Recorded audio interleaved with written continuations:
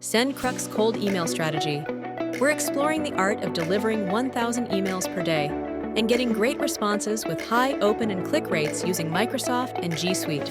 Let's break it down. To send 1,000 emails each day, you need to start with calculating your email sends per mailbox. For optimal results, we recommend 25 to 50 sends per mailbox. Let's go with 25. That means if you have 4 mailboxes per domain, you'll be sending 100 emails per domain. To achieve 1,000 sends per day, you'll need 10 domains. Simple math. 10 domains with 4 mailboxes each. Sending 25 emails per mailbox gives you your 1,000 emails a day. But before you start, you have to warm up your domains. How?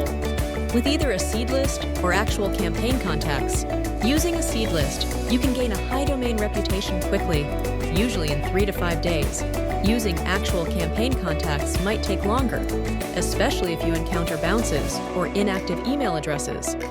Remember, valid emails that don't open your messages can hurt your reputation. But don't worry, you can speed things up by targeting active email IDs, those contacts who have engaged with your past campaigns.